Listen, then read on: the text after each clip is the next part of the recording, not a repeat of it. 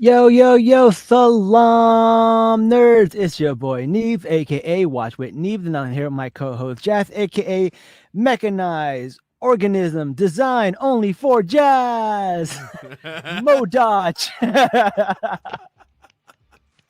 Oh my You like god. that one, right? I had to really think about that one. Oh man, that E- was impressive.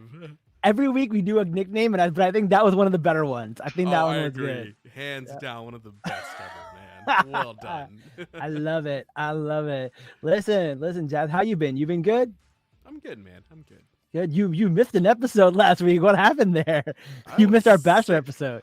I was Oh sick. no, poor Jazz. Yeah. Well, you feel better now? Feeling much better, yes. Good, good. We're glad to hear. We're gonna need all your quantum energy for this episode. We we'd like to welcome our guest Janelle, aka Jay Berry. Welcome, Jay Berry. How are you? Hi. Hi. Hi, I'm great to be here. Thank you so much for inviting me for today. I One of the only things I like to talk about is Ant-Man, so I'm really glad to finally be somewhere where this is the correct space to be bringing him up. I know. We're so me and Janelle are in a group chat together. Not a group chat. We're in the Discord. I believe Yeah. it's a Discord together, and it's comprised of mostly South Asian and Asian content creators. So it's like a safe space for us to talk to Yeah. each other. It's really really cool. If people want to join, let us know. I think Nick is the guy who put it together, Yes. and it's really cool. And then you were sharing your experience about Ant Man and how a lot of your friends met through Ant Man, and it's one of your favorite characters. Tell us a little bit about that. Yeah, so first off, about me, I kind of first started my online presence as a cosplayer, but after that I expanded into just lifestyle fandom content, and I really kind of just felt super attached with Ant-Man. I mean, I've always been a huge fan of Paul Rudd. Who But isn't? I know, right? But I think when the second movie was really coming around, I really started being super active online, and I met a lot of people through that. And almost 5 years later, I'm still in contact with those people. So when Quantumania was about to come out, we all flew out to California to hang out together. We went to Avengers Campus. We saw the movie twice together, and we saw Paul Rudd's Hollywood star. Ooh, nice. Um, I heard you so missed yeah, it's a Kang good though. time. I heard you just missed Kang by one day, right? Yeah, I did. I did. Kang showed up at Avengers Campus the day after we went. So that was a Oh, bit disappointing, but it's an opportunity to go back sometime. maybe in another timeline you met Jonathan Majors there. I know, right? I can only dream. Yes, yes. All right, welcome to join us. Well, everybody who is Thank listening, you. we are going to do a review of the show for maybe like the first 10 minutes, and then we're gonna jump into spoilers and recap the entire show, give our theories, talk about what we thought was great, talk about what we thought was a miss, and talk about the end credits at the end. So it's going to be us going through everything that we can possibly remember of this show. So it's going to be really, really exciting. So, Jazz, why? Well, you know what? Let our guest go first. Why don't you give us your spoiler-free review of Ant-Man and the Wasp: Quantumania? Oh goodness. Well, first off, I'm gonna say I think I'm gonna go against the grain and say I enjoyed the movie, but I Mm. think with my introduction, I was a pretty biased review already, if you guys Fair, couldn't fair. tell. um, yeah, I went into this movie terrified because I know a few people had seen it before I did. Um, and when the movie ended, I left being shocked at everyone's thoughts because I thought it was hilarious. I thought it was a good time. I thought it was a great story of family. Um, and it was a great introductory chapter to Kang. Um, and we had a good time. We had a great setting. The quantum realm, our first time really deep in there and seeing how expansive that they've really developed the world. And I thought they did a really successful job. So I enjoyed it, and it's worth a rewatch or multiple. Solid review. Right. Yes. How about you? What are your thoughts? I actually enjoyed it too, but not to your extent. But it was definitely not as bad as some of the critic reviews were online. It was a fun Marvel movie. Definitely something you can watch once or twice. Jonathan Majors killed it as Kang. He was fantastic. Um, And yeah, like Janelle said, it was a good intro to Kang's entire arc. I thought it was an okay movie. Like it's exactly what I expected it to be. Fair, fair. I'm pretty much in line with I'm somewhere in between Jazz and Janelle. I feel like I really enjoyed this movie. I think I had good expectations going in.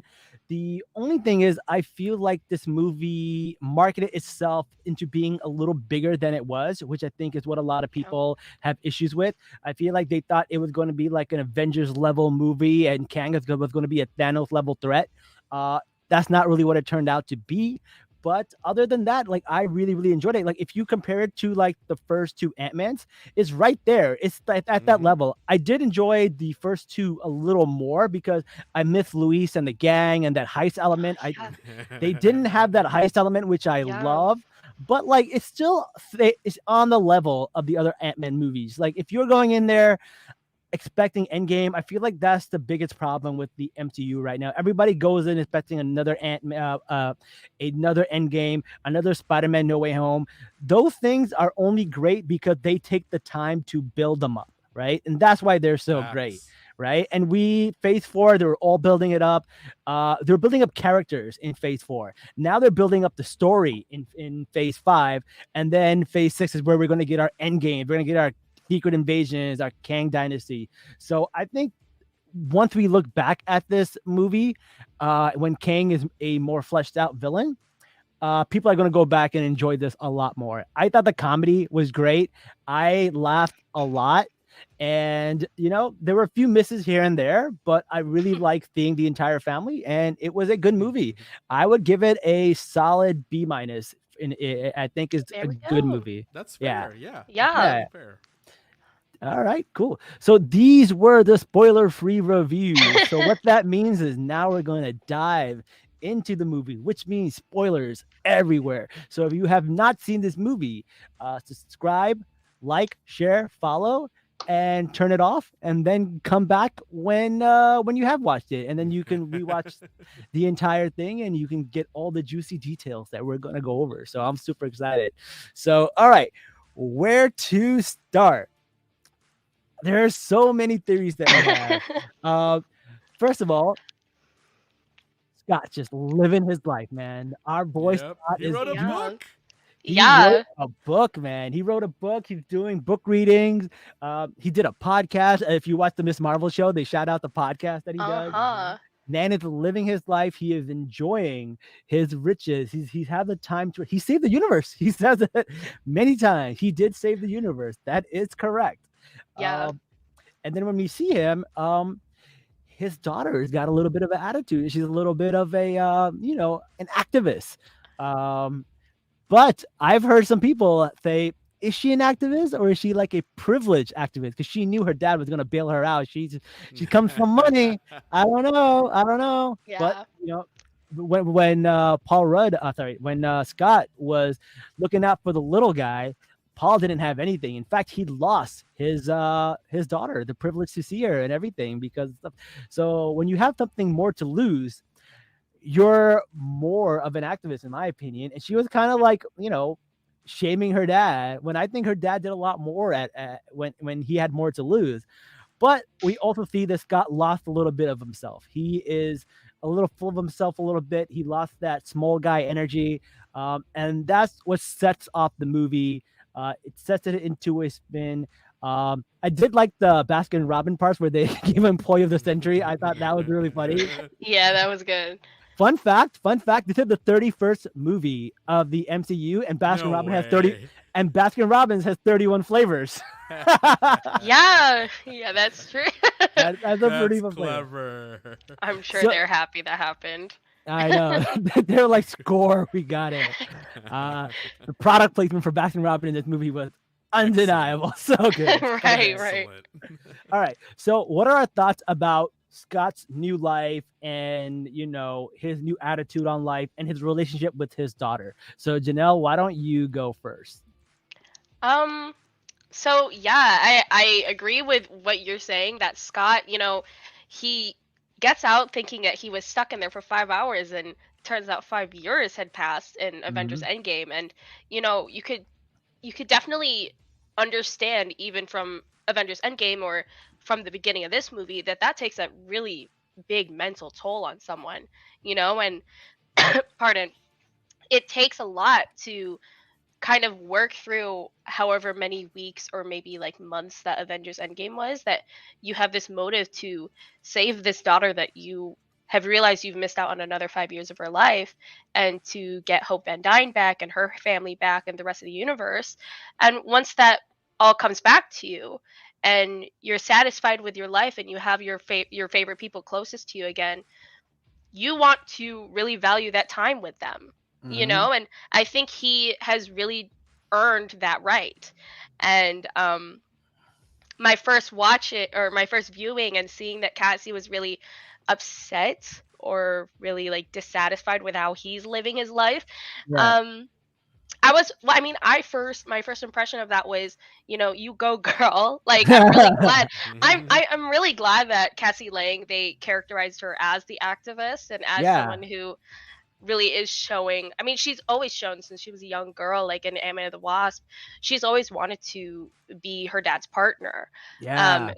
yeah, and she's always voiced that type of opinion, and I think she has always watched his footsteps closely.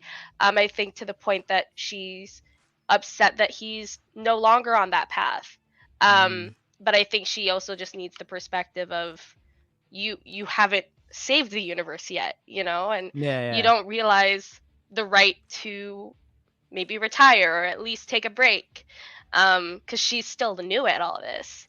Yep. Yep. Yeah. She's coming at it with like bright-eyed, bushy tail, maybe a little naive, but also more like idealistic, Definitely. right? For Yeah, sure. definitely. Jazz, what about you? What are your thoughts of Scott Lang's new lifestyle? I mean, man's living it up, and I'm happy for him. He's got it good, and I love that Hank was able to figure out how to make food grow bigger. I'm glad Hope is, leading this company charity Yeah. thing where she's solving all of the world's problems. I'm like, yes, Hmm. awesome, this is great. And then Cassie ends up in jail, and I'm like, young kids. We've all I, ended up in jail during a protest once or twice. It's fine. I think it's funny how so many of the world's problems can be solved by just making things bigger or smaller. Right. Right.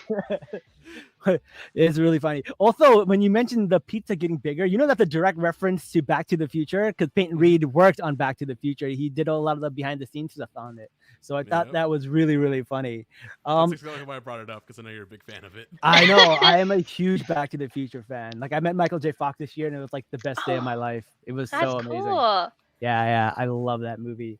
All right, so what is Cassie actually, being an activist for? I thought it's really cool. It's the people who came back from the blip and they no longer have houses. Like there's the housing shortage because everyone got blip. People bought their houses probably cheap and now they don't have a place to live.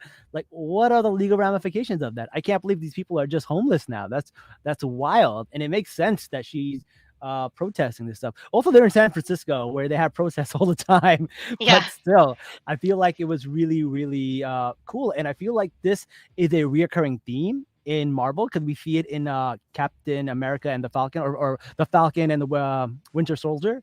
And then we see it again in a few other stories where they bring it up. And it's like a slow building storyline. And I feel Mm-hmm. like it's going to go somewhere because we've seen it in a bunch of episodes now. It There's has people, to. yeah, Hmm. in Yeah. Hawkeye, a lot of people were like Thanos was right. Like there's a lot of people who are building up to this resentment of like these people came back and it's screwed up everything. Did the Avengers do the Mm-hmm. right thing? It's weird. And I feel like they have to go somewhere with that. And I don't know what movie they'll actually go. Maybe in what do they call New World Order, the Captain America movie? Maybe that's where it Yep. Yep. all boils down to. Bingo. I'm excited to see that, but I love these little nuggets of that they're putting in every movie.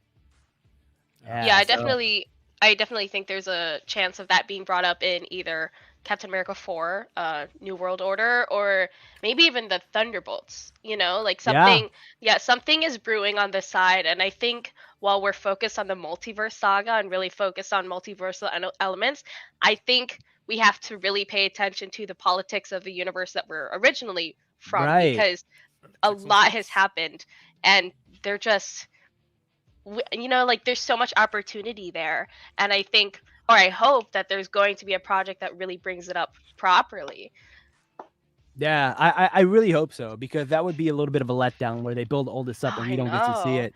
I So know. yeah, that's really, really good. One thing I did want to mention, Scott Lang, Paul Rudd is so good, man. His comedic chops are amazing.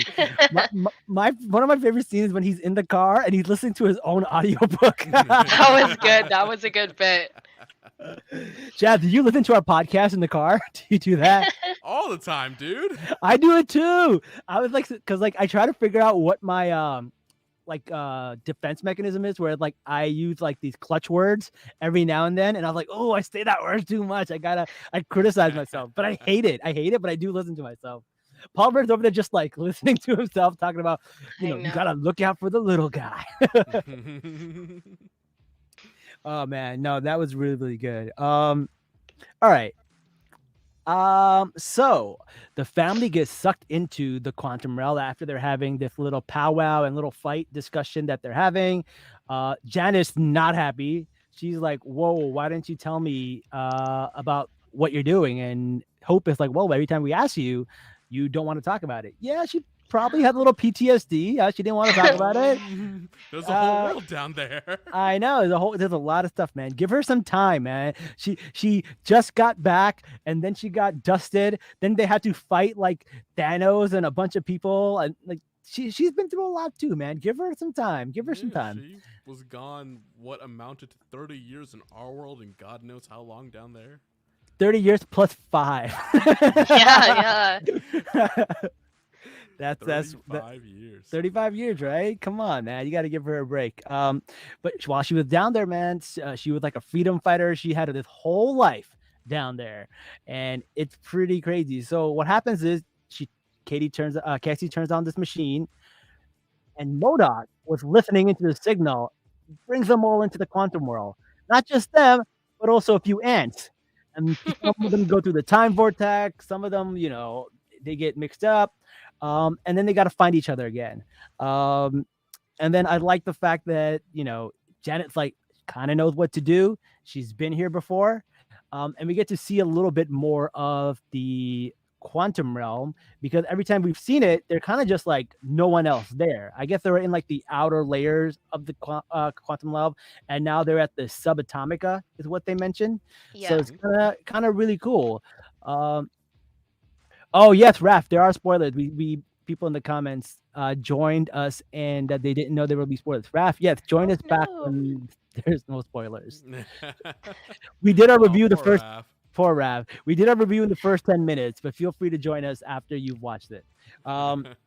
Yes, so there's this whole world down there, and she mentioned Subatomica, which is one of the first time we actually meet Kang in one of the Fantastic Four storylines, which is really, really cool. So there's little Easter eggs there, but we learned a little bit about Janet's history there. What are your thoughts about Janet's history? I'm gonna go with Janelle first. So I loved the this huge expansion on the original Wasp. A lot of people were really waiting to see Janet Van Dyne in the MCU, and I think that's what a lot of people were deterred from in the first Ant-Man and the first Ant-Man and the Wasp, because Right. we people love Hank and Janet as original Avengers. But I really love that they gave Janet this screen time, or Michelle Pfeiffer this screen time, to really lean into Janet Van Dyne as a character, because she was excellent in this film. I thought She was great. she was she was amazing, right? Also, she is 64 years old and still one of the most beautiful women in the world. I know, absolutely down. gorgeous. I would risk it all. I was like, and I kind of feel for Kang and Bill Murray. They were like, how could they resist? they got down. Yeah, Janet had needs. yeah. I don't know. Did she have a relationship with Kang? I know they were science partners, lab partners. Lab partners. It was there. Hinted. Listen, It was Very there. likely. Have you seen Jonathan Majors? That's true. That's true. If she fell for Bill Murray, you're telling me she didn't fall for Jonathan Majors? Yeah, you're right. You're right. And they were together for how many years working on Kang's little spaceship disc thing. Yeah, they had some Yeah. pillow talk. They had some pillow talk. He called her Jelly Bean when he first met Hope. That was chilling, by the way. I'm Chilling. glad that they brought that back because that, like, oh, we're getting off topic from the original statement, but It's when okay. like really leaning into like how much of a threat he is to Hope and Cassie, like, and the similarities that Scott and Janet have as parents to people that are also in the superhero field now. Like, you see how much of a threat that is to get your child involved in this type of work. Mhm. um but back to the original thing about Janet Van Dyne. I thought she was amazing in this film. I I will say, I think the first, or the second they enter the quantum realm, it took Janet a bit too long for her to really like get to the point and tell them what really did go down between her and Kang. And I know she was really terrified of it all. But the side plot of Hope starting to get angry with Janet for not telling her about what happened in the quantum realm, I really wanted that to either become like a really big fight between them, but it didn't seem as effective. And she just kind of, they ran away on a ship together after their ordeal with Bill Murray's character, Krylar. Yeah. And she just kind of told them what happened in the past 30 years and said, I didn't deserve you guys saving me, which is heartbreaking. Mm. But I also think that storytelling could have happened much earlier in the film, and we didn't need Janet, Hank, and Hope's characters separated from Scott and Cassie's. And I think that slowness between the first and second act is what really made people think that nothing was happening in the first two acts of the film. Yeah, I can see that. I also do Yeah. feel like Hope did not have a lot going on in this movie. I feel like No. there was a lack of hope in this movie, pun not intended. All right. So we get that they're at the scene where they're at a bar and they're like, you know what? I used to be a freedom fighter or a terrorist, depending on which way you look at things. I was like, all right. Just like in the real Fair. world. Just like in the real world, like exactly, right? Right. And then Scott and Cassie are over there meeting all these new people, Veb, and they're talking about like drink my ooze, drink the ooze, Drink drink the the ooze. ooze. Yeah, that was a funny bit. I liked that bit. I That was enjoyed it. that was really funny. So he drinks the ooze and then he could finally like hear them, and like I guess that's how they explain like, oh, they know the language. So I Mhm. guess they needed some kind of plot device to do that. But it's really really funny, and like Paul Rudd's comedy is so golden because like when he asked him, how many holes do you have, and the guy goes 7, Paul just goes, yeah, that's Yeah. right. Yeah, he had a count. I was counting along with him. It was a good bit. Yeah. I was, because the thing is like he does this thing and it's such a Paul Rudd thing to do because they're also asking him questions about like, why are you here and what are you doing, and then the guy asking him the question about the hole, and it seems like he's thinking to ask the question of like what he's doing here, but he's actually thinking about the comical answer to the thing. It's just so great. It's so great. And then the guy who is Chidi from the The good, Good Place. love Yeah. him. He's like, I could always tell what people are thinking at all times. He goes, don't think that, don't think that, don't think that. And he keeps thinking it. He's like, I wish I didn't have this power because people are disgusting. Yeah, that was good. That Great was minds really, think alike. and like I do feel like the comedy in this specific spot was working, and he was like, "Your buildings are alive. Your buildings are dead." Like, Yeah, that was good too. I actually really liked that too.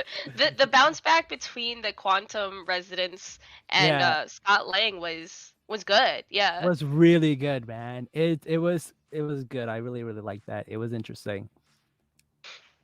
All right. So what happens next? So Bill Murray joins them, and he is kind of explaining, what happened with him and Janet and what's really going on.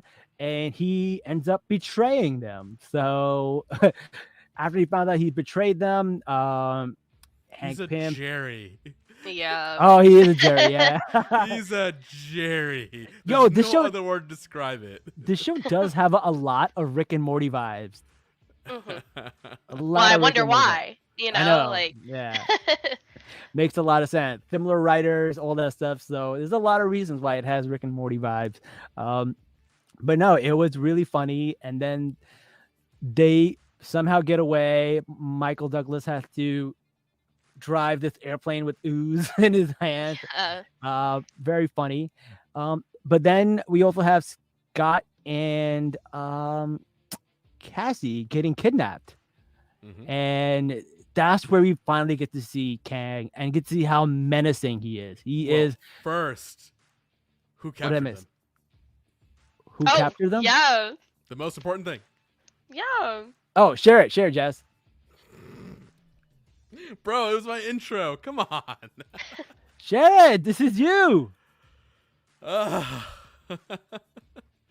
Mechanized Yeah, I couldn't remember organism. what it was. It's All I remember is Mordoff. A mechanized organism designed designed only for killing. Oh, Modoff. Modoff. You call me Modoff. Modoff. Yeah. Now, you want to know why it's so important to me? What? Because let me show you a glimpse of my past. Oh no. Okay. What is? Oh, Yeah. it's what is it? Spy Kids. Spy Kids. It is Spy Kids. I don't know which Spy Kids this was. It was So yeah, that looks like Spy Kids 3 in the first Yeah, picture, Spy but the Kids third 3. picture is Shark Boy and Lava Girl. Oh, that's what it is. Right. Yeah. Which is they interesting. thought we would have noticed. Listen, I'll be the first to admit, special effects, not that great. But you know what? The comedy made up for it. Oh my god, I absolutely hate what they're doing in special effects at Disney nowadays. Where they're Yeah. doing a giant LED screen in the back to make the backgrounds.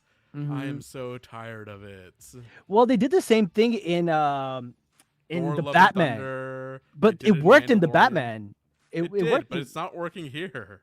I don't know what it is. Like you can kind of tell, like it's just not right.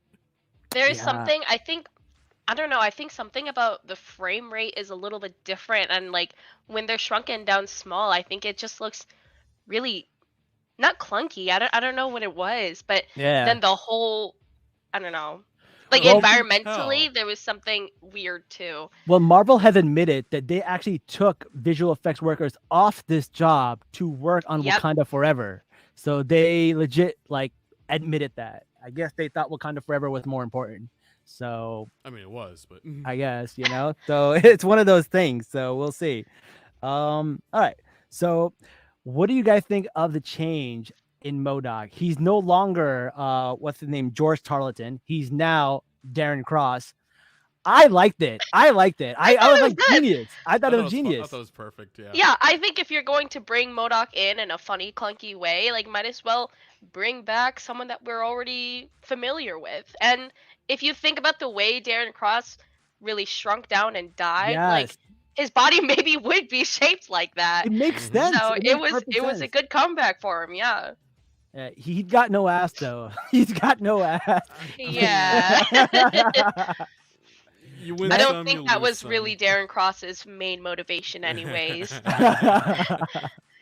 It's also not something I was directly looking for either. Oh, I was like, where's that booty, man? Wanted to know if he skips leg day, man. Got to get those glutes. He definitely skips leg day. Leg day, arm day, torso day. Skips all of it.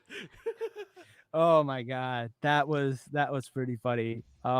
All right, so here's the thing: we go into a flashback of Janet and Kang working on the time machine stuff, and this is where Janet finally explains what's happening. And my question is, Janet finally sees Kang and what he's done, and she goes, "Who is Kang?" And he goes, "Who I need to be." In this menacing, Kang does not lie. He says, "I'm many things, but I am not a liar." The way he just straight up told her, like, "Yeah, that was it," and she goes, like, "All these people will lose their lives. All these people killing, all of this stuff," and he's like, "I'll spare yours, not yours."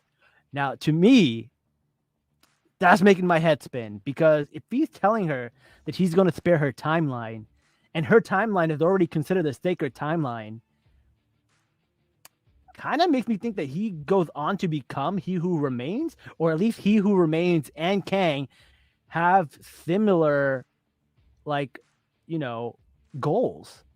What are your thoughts about that, Janelle? Oh, um, Let's put you on the spot. I don't mean to yeah, put you on the spot. no, it's completely fine. I didn't think of it that way, like I think when he said like he would protect, or he would, kind of, Spare her yeah, reality or timeline. Yeah. spare her timeline. I almost wouldn't have believed him anyways. He could have said all of that and then just waited to attack the Janet Van Dyne, her timeline after her lifetime. You know what I mean? Like, I think what he could have easily done is dropped Janet back in the year that she wanted to, and then once the Van Dyne family dies out or something, go ahead and attack that timeline. That could have easily been a plan of his. So I think that was a false promise of his, but I can see what you're going with this sacred timeline thing, though. I don't With know. him, and yeah, that's interesting, but Makes me I think. don't But know that it was I enough see your there. point too. He could have lied, but I don't know. He doesn't strike me as a liar. What about you, Jazz? He's not a liar, but he was exiled by the other Kangs, right? Right. Now, why? I don't know. Tell us what you think. There's a lot of reasons. Anyways, he is the big bad. Obviously, he was the one destroying all the timelines. Right. So, But if didn't the He Who Remains say he also destroyed all the Right. timelines? he killed every other Kang, Yeah. right? But then Mhm. the timeline was disrupted. So this Kang is the same destroyer Kang, but in the future. So but He Who Remains is the last version of him because he dies. Right, but then the timeline splits apart again. Remember? Yep. So every Mm. variant that could have existed, because in an infinite number of worlds, right? Yeah. There is never a zero possibility of something happening again. It's never zero. It will Well, always happen. let me ask you a This question. Kang, it's not the same Kang the Conqueror that He Who Remains destroyed. However, he is still Kang the Conqueror. See, here's why because sometimes time is a loop and it starts up again and you start right back where you came from. So let's just say, for example, let's pretend that this Kang that we know somehow at the end of the movie comes back and then destroys all the timelines, and then after years puts together the TVA, then becomes this other person, and then slowly becomes um He Who Remains. Then when he's talking about all the timelines that he destroyed, it could be the timeline Kang destroyed, and then it just loops back again and again, over and over again. I mean, it could be Yes. like a quantum loop. Yes. Actually, I don't know if it's a quantum loop. I just put quantum in front of everything and hopes it makes sense. There you go. Here's why that works, all right?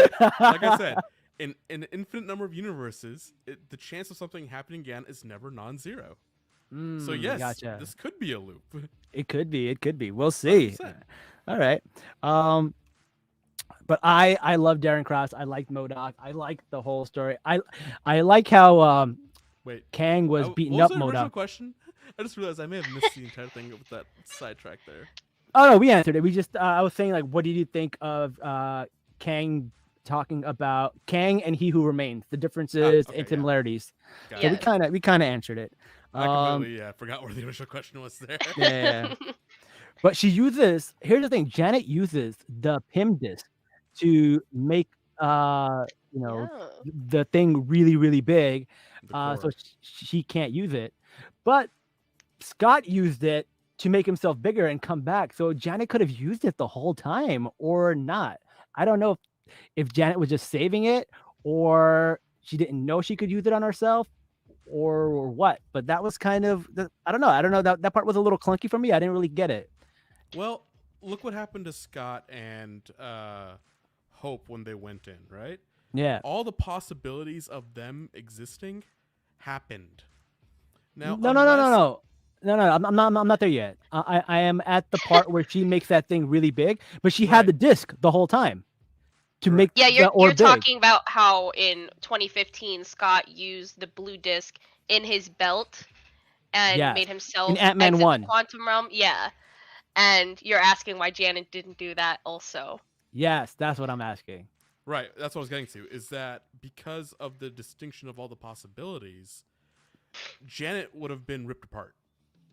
So she couldn't go in and save it the way Scott did. The only reason Scott worked, which you can get to later, is because he's Scott. I don't know if I buy that. I don't know if I buy that. It's true, but- man. Look, he was going through the same problem.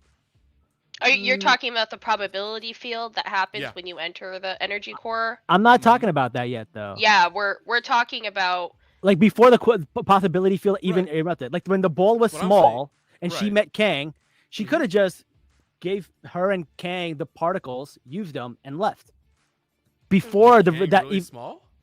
no big. She had the big ones too. She didn't have the small ones. She made the orb big, so she could have made Why herself would you big make the whole Kang time. big? That's a horrible idea. She didn't know he was Well- a bad guy then. Yeah, when he asked for her help to repair the chair, she could have offered her pin particle discs, and they could have both gotten out that way. But she decided to, however many years before Kang showed up, just survive in the quantum realm because I guess it never occurred to both her or Hank. You know, he said to never mess with the regulator to Scott, and Oh, that is true. It never occurred to Hank or him. Yeah, I guess they never Yeah. thought about that. I think Scott's the only one dumb enough to try it. yeah, and Exactly. he's just Scott. lucky. Yeah, Okay. he has main character syndrome. So Yeah. Okay. All right. Now let's go into the probability vortex because that is probably my favorite part of the entire movie. that Yes. is one of the most powerful sequences in the movie, and I think that one was like one of the most well thought out storylines that they really implemented into the film. I thought that was really good. It was really good. And like I said, Paul Rudd's comedy cannot be beat because he's like Darren, Modoc, and then he finally answers it. What? That Yeah. was so good. I love that. That was so good. You know, Paul Rudd actually wrote the first two what you call it? Movies? Yes. Yeah, I did not know Yeah. that. Like he is Yeah. the character. That's wild. Every which Um, way, he's talented. Yeah. So he starts splitting up into a bunch of people because of the probability vortex. So everything that could have happened. And then they get the one from Baskin Robbins, and I thought that was so funny. That was Oh. good. In a universe of infinite possibilities, or a multiverse of infinite possibilities, the chance of something not existing is 0. Yeah. There is a version of every version out there. That's Yeah, really that was funny. good. I really like that. And then it gave me very much like Interstellar vibes, where there's like, you know how in Interstellar, like love is what drove Matthew McConaughey's character to kind of survive at the end and find a place and contact his younger daughter. Just like that, Cassie's voice was able to give him that direction, and he was able to team up and go for it. And then when Wasp came, it kind of left only one possibility of what was going to happen, and it worked, and it was really cool, and everything worked out.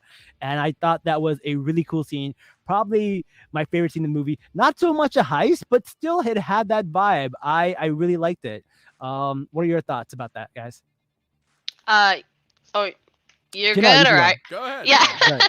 So yeah, I thought that was really, like, obviously the probability field and seeing all these alternate versions of yourself and the conflicting different choices and how they were all fighting against each other at one point. They were keeping Scott down, and then Hope was getting distracted by other versions of herself, but she was so focused on finding and saving Scott, and then Scott really focused in on Cassie's message about, like, just please come back, please come back.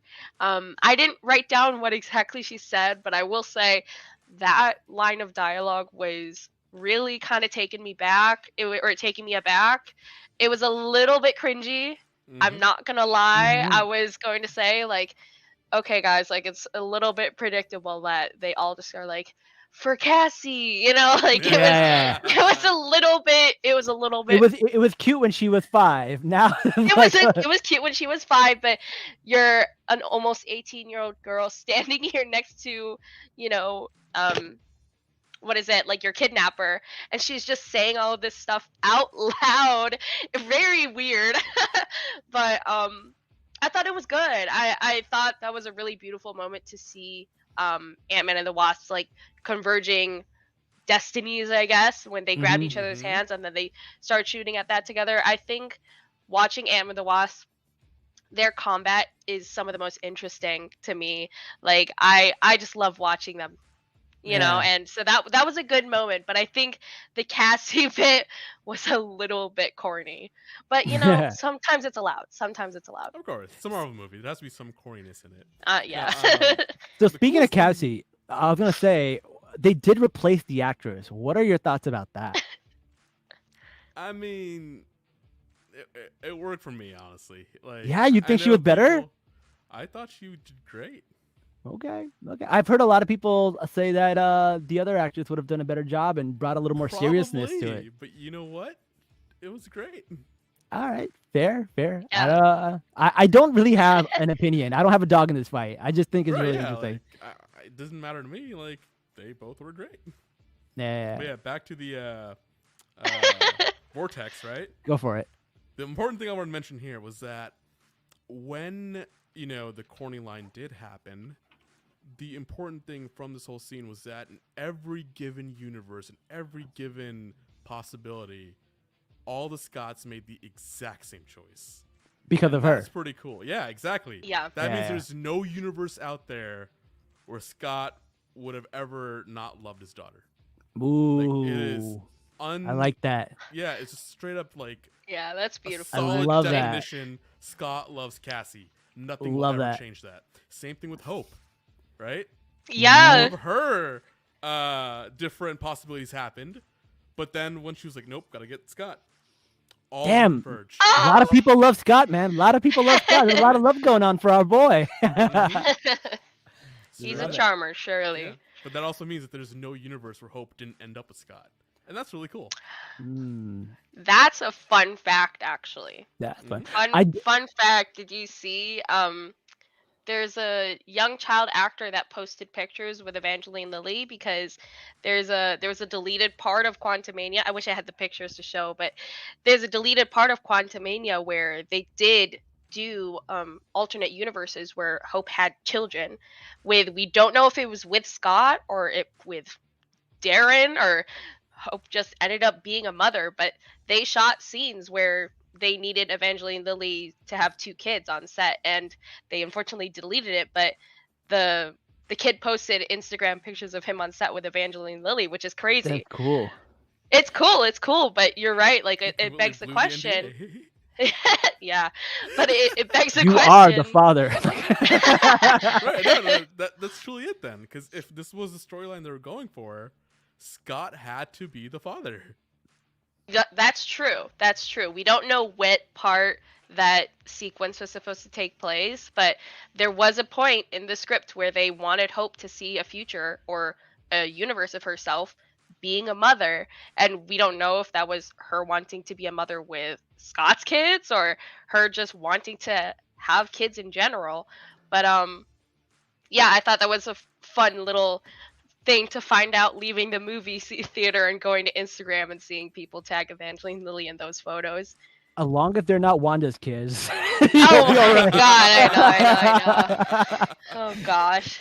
Nobody wants to be raising her kids. Oh, She'll God. come for you. God. She'll come for you. They'll That make would a have been song for you. scary. Yeah.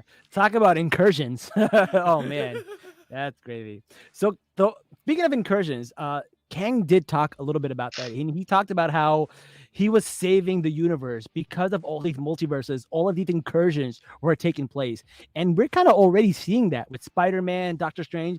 There are a lot of incursions taking place that are ruining universe, even in the What If show.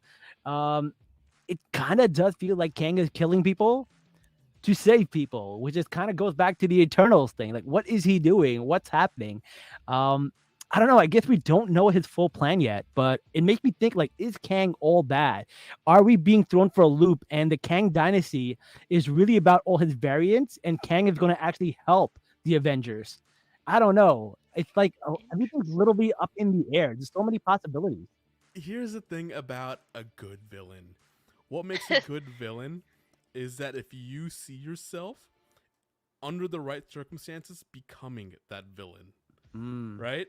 Yeah. That's what makes every villain so good. I Whether don't it's think the we have that Joker, yet whether it's with Kang, with we Kang. don't have it yet with Kang. Right. We're gonna get there, but Yeah. that's the thing. Like, would we make the exact same choices Kang is making? Yeah. And right, we haven't seen it yet, but I have a feeling in the future I'm gonna be like, I may have done the same thing. Yeah. Well, he does say you don't even know what I've lost. Like he's lost. We don't know what Right. it is. We're going to find out eventually. You know, even though he does die at the end of this movie, I think everyone's safe to assume that he's not gone, right? No. I think that's just everyone's opinion. Definitely not. Except for the three Kangs who were like, "Oh, he's gone." Like little do they Yeah, know. definitely not, guys. Kevin, the robot that controls everything, will never have that. No. Little She-Hulk reference. Oh, I miss Kevin.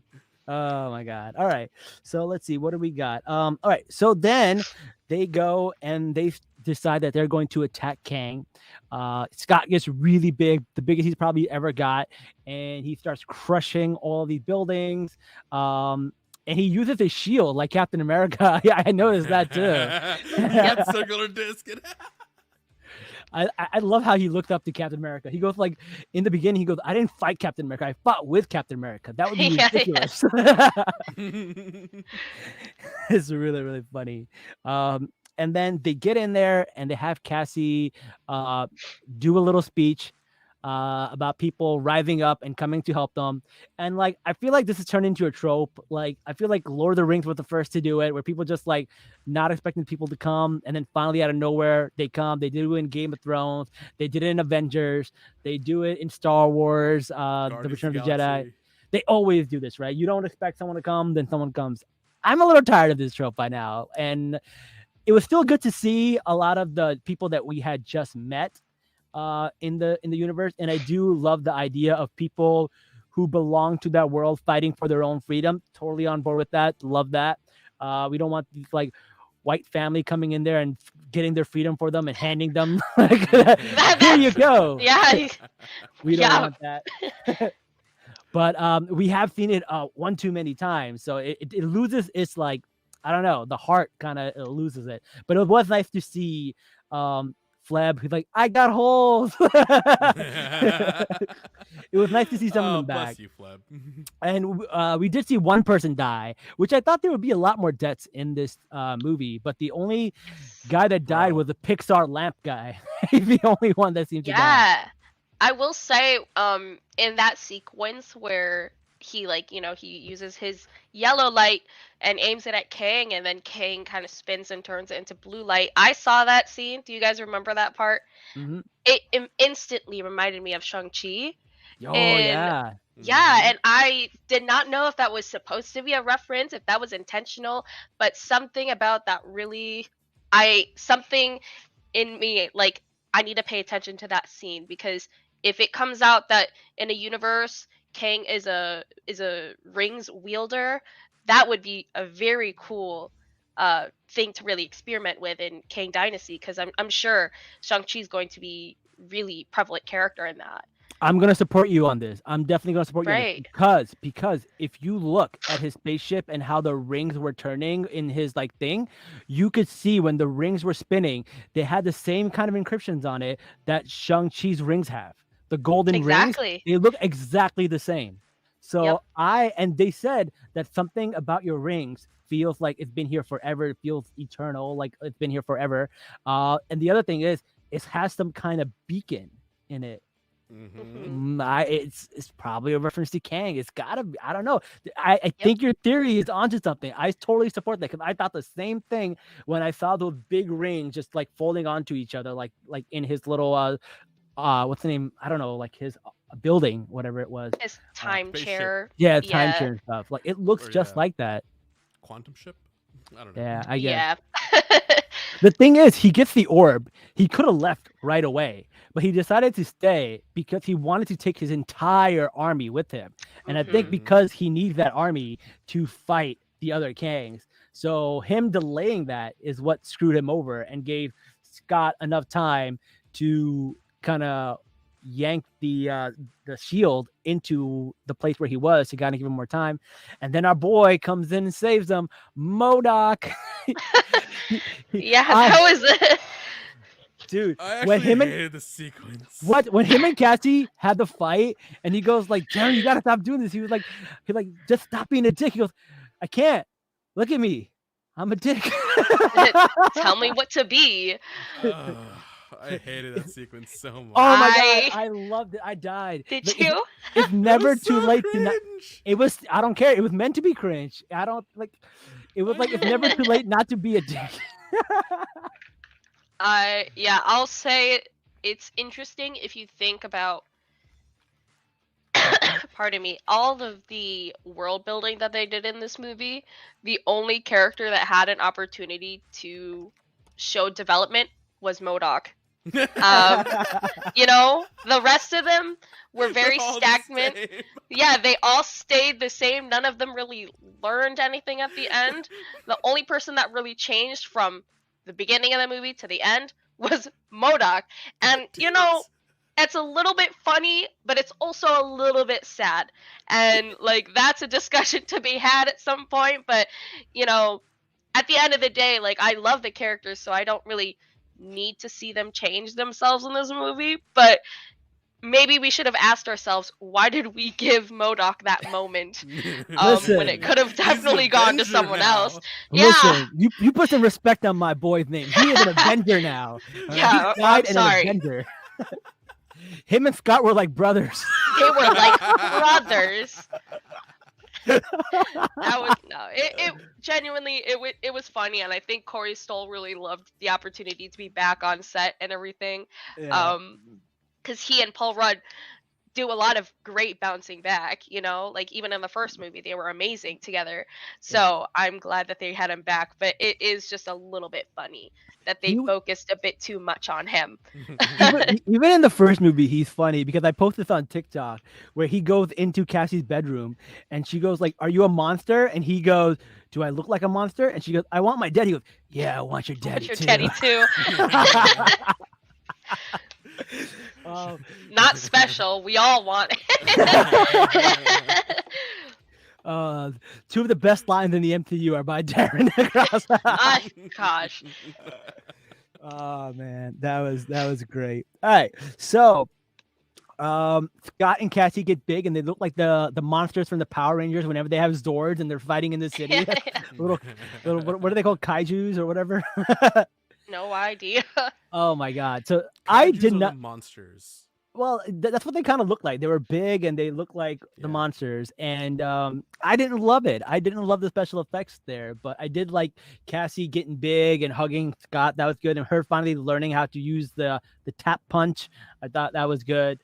A little bit of development there. So not bad. Yeah. What did you guys think of the fights?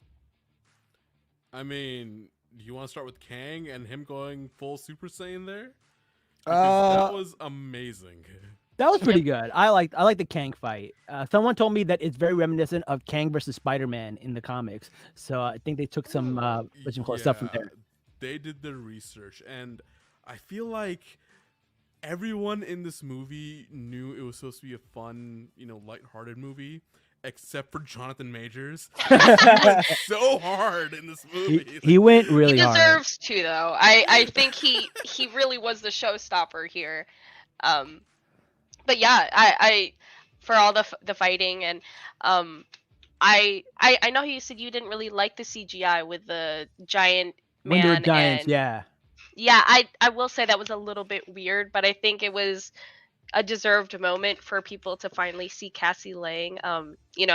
In the 2005 run of Young Avengers, she is stature, so it is. People had been waiting to see Cassie be Good. giant. Fair, You know? fair. That's perfectly fair. I didn't Yeah. mind it. You know what? Yeah, I couldn't stop thinking about? What? And this, in like when they all grew big, all I could think about was that scene from Shrek 2 with the giant gingerbread man.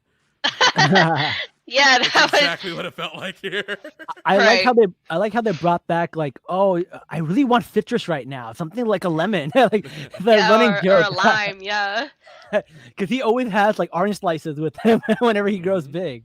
I Yeah, which thought is that was really weird funny. because that was an improv line of Paul Rudd's for Civil War, but they really wanted to lean into that and they brought it back. And now Cassie craves limes whenever she goes giant. Maybe Hope So great. likes oranges, but we'll never know because I think We'll she never know. prefers being small. But Yeah, we don't see Hope get that big. But all right, what about the ants? The ants were stuck in a time vortex, and they were able to age thousands of years Hmm. in technology and stuff, and they were like really into socialism apparently. So yeah, so so that's what the teamwork was about. That's why they got yeah, defeated. Kang was an authoritarian like state, and the ants were socialism, and they took him down with Go figure. yeah, teamwork. So I thought that was pretty funny. Yeah, I thought the ants did some damage, man. But people are like, "Oh, the Great Kang was defeated by ants," and I'm like, "Wait, they were advanced technological ants." they were advanced ants. But yeah, I think a lot of the faults for this movie was marketing it to be something much larger. And I think if they had settled on a villain that wasn't Kang, I think people would have entered thinking all of this comedy and thinking everything that happened in the movie was the correct stakes. I think Kang, though, was at the end of the day a bit too large for a movie for Ant-Man, which, of Honestly, course, I use that word, but in my opinion, what they should have done is not have Kang as the main bad guy and have a Kang variant as a bad guy, so they could save Kang for a yes. little bit later, and we Hmm. could have lower stakes in this, and people won't have these high thing, and then Kang will just show up in the end credits over and over again, which is how they built up Thanos, right? Thanos Yeah. wasn't showed up in like the first Guardians of the Galaxy and started like having the main storyline. No, he was a little bit in a bunch of movies, and it built up this whole mythos. I feel like that's what they should have done with our Kang. Maybe this Kang Yeah. is a variant. That's another thing. Like I think what was it? People weren't really feel like a lot of people took away from the movie that they didn't feel that it was high enough stakes, like I said, or they didn't feel like the characters were truly threatened by this Kang. But I Mhm. think if they're going to keep leading us on with, oh, this is Kang, and then end the movie with, sorry, that was just a variant of Kang and it's really not the big bad yet, Mhm. it's going to become a, like in Doctor Strange, and he was meeting up with Dormammu all the time. The Yeah. audience is Dormammu, and Kang variants is Doctor Strange. We are eventually going to get sick of seeing all these Kang variants, Yes. and we need different villains. We need different antagonists, and it can't just be the multiverse saga where we fight different versions of Jonathan Majors. As much as I love the guy, Oh there man. has to be a better solution to this. Kevin Feige, we've come to bargain. I know. Fair. No, I really, really thought that the stakes would be higher. Because here's the thing, right? When he was fighting Ant-Man, there was a part of me was like, oh, Ant-Man's gonna die. And I was Yeah. like, if he dies, then and then Kang gets left in the quantum world, then we know he's gonna show up again. We know Ant-Man is dead. There is a loss, and there's the stakes were better. Now we see Kang die. We know he's not really dead. There's plot armor. We know there's Secret War, Kang invasion. So like his death doesn't mean anything because of the plot armor that we know of. So I think that's what really cheapens it a little bit. Jath, what are your Yeah. thoughts? Can I talk about the end credit scene now? Yes. Which one? The one with all Um, the Kangs? There no, were the two. other one. Let's talk The about the one one. with all the Kangs first, and then Okay. we'll go to the other one. Yeah, because that's my thing. Like, you're right. Because I think this may have not been the big bad Kang Mhm. because of that second end credit scene. Oh, okay, fine. Let's just talk about it then, if that's your point. So you're talking about the one from Loki. Yeah, where Okay. Loki and fuck, what's the name? Morbius. Yeah, Morbius, right? Where they saw this in like what is it, like 1920s, 30s, or something like that. Yeah, so And it was that this. guy, that guy's name is Victor Timely, and he creates the town of like Timely, and basically what happens is that becomes Kang's outpost that he goes to whenever he needs to like build stuff and does stuff. So that's who that is. He's an actual character from the comics. Okay. So we're gonna get to see more of him in Loki too, hopefully. Yeah, I was hoping like that could have been the big bad. Like, oh, the real big bad actually isn't the big bad. If you stay till the very end of the credits, we'll show you who the real big bad is. I thought they were gonna do something like that, but no. Okay, great. Yeah, that's Victor Timely. So, and then we get to Sucks. see all these other Kang. We see Rommel, In the Tut first, in the first one, right? We see the yeah. 3 main ones, and then we see like a stadium full of Kangs. That's a lot of Kangs. And I feel bad for Jonathan Majors, who had to act each one of them out in front of a green Yes. screen.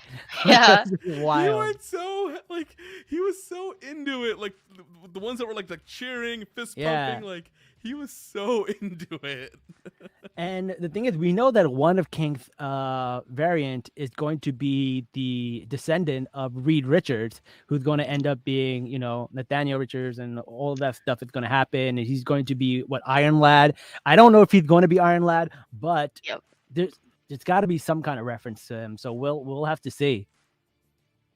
Yeah, that is definitely going to be a very interesting timeline or choice if they do end up casting like a if they cast a young African American man anytime in the future for whatever project, there will be a small part of me that is kind of wondering, is this going to be our Nathaniel Richards? Is this Yeah. our Nate Richards? Is Mhm. this our Iron Lad? But I can't quite remember. I think it was MCU Direct that said that in an interview they're not planning anything for the Young Avengers just yet. Yeah. Yeah. But you know what? That could be a misdirect, so we have no It's idea. completely misdirect. I know, Feige right? has Right. everything figured out for like the next 2 years. Let's be honest. Yeah, definitely. Yeah. Well, the thing is, after Scott beats everybody, he's like, did I really beat Kang? He's like second guessing himself. He's like, nah, it's probably fine. Or is it? No. He like keeps thinking to himself. He's not sure either. Because Kang says something worse is coming. And all of this stuff is going to be happening. And Yep. he's like, nah, it'll be fine. We'll burn that bridge when we get there. Oh, Yeah, man. what did you guys really feel about that end sequence where Scott and Hope are just sitting there and then a portal opens up again? It's all easy and it's all easy and they're back into the real world and they live life normally. What do you guys personally think about that end sequence? Because truthfully, it was refilmed or It had to be. they changed the ending. There's set photos of them January It 10th. had So to. 6 weeks ago they filmed that ending. What? Yeah, not even so it was only a month before the movie came out that the ending was rewritten. So we don't know what the true ending was, but the ending what we have is kind of a last minute thing. So I'm just trying to see if how many people really felt like the ending was a good one. Because to me, knowing that it was only 6 weeks ago that they really filmed that, I don't know, makes me feel unsure. It was a cop out. It was, right? Here's the reality. I don't believe Ant-Man could have beat Kang in that situation. I didn't believe it when I watched the movie. I'm like, there's no way. There's no way. And then to go happily ever after, I'm like, no. Something is off here, and I don't know what it is. But if this is the direction they're going, I'll let it be for now. But there's no way this is what the original story was. I'm super. I don't know. That you just dropped a bomb on me. I'm just like, Yeah, what? I'm so sorry, but I remember the set photos. It was January 6th and January 10th.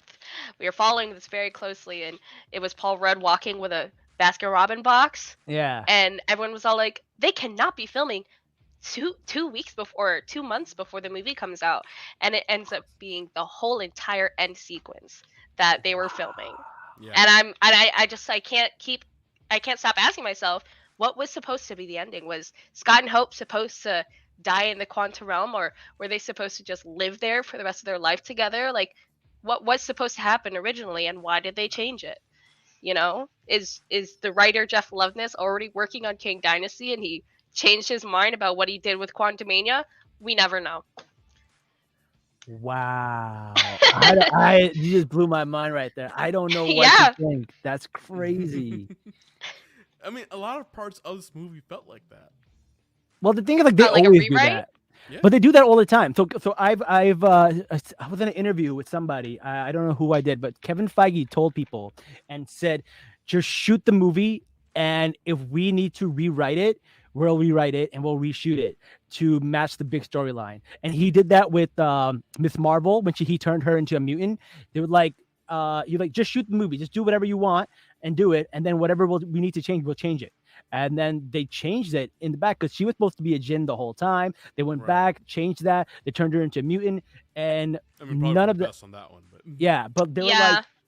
because Kevin Feige doesn't want things to leak, so he compartmentalizes thing and doesn't tell people. He tells them to just waste. They have the money to just waste scenes and then reshoot them, which is wild. Yeah. But they have the money to do that. But Kevin Feige just tells people to do it. He was like, just shoot it, and if we need to, we'll reshoot it. Even in Miss Marvel, they had the wrong Statue of Liberty because Spider-Man, what do you call it? No Way Home had a different Statue of Liberty, and they went back and they reshot put the new Statue of Liberty in. So Kevin Feige, Daddy Feige's got money. He doesn't care. He'll reshoot whatever the fuck he wants. Yeah. Which is, I'll make my peace with that one day. But I think that is a Hold up. very messy way to be, to really value your production. Yeah, weird. But yeah, I think we'll all make peace with it one day, but that is definitely a questionable tactic. I kind of see his point too, because in a world where everything is leaking, it's hard because like Yeah. if you knew all the I found out what Spider-Man. happened. Oh, you found out what happened? What? So Paul Rudd signed a 3++ movie deal with Marvel. Okay. Oh. So he got a new contract.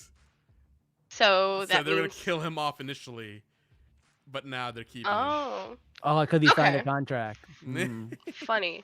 That's Liz- my logic behind it. As bad as that is for a clunky story, I still like to see Paul Rudd in the MCU. Yeah, man. you know what? I won't complain. Right, I I'm won't not complain. complaining. I'm That's just what- saying this is like what I just saw. Like, yeah, he signed a new contract. Interesting. And last year he signed the new contract, and because this is around the time Wakanda Forever happened, like when they were still post editing or post processing it. I'm guessing that they went back to Antman and they were like, hey, we still have him. Let's keep it going. Let's keep him. Alright. There we He's go. He's a charming motherfucker, man. We gotta keep him. Mhm. All right, cool. All right, So it's so no longer a 3++. Now it's a bit more. okay. It's 5 films. Okay. I have no complaints. All right, well, Scott's world, we're just living in it. Yep. All right, fair. Well, that's all we have for this episode. We recapped it, we reviewed it, we gave our thoughts, we gave our theories. Lots of fun. Janelle, thank you so much for being on our Thank show. you. Please let people know where they can find you. Thank you so much for having me. I'm really glad to be super recognized as someone that loves talking about Ant-Man.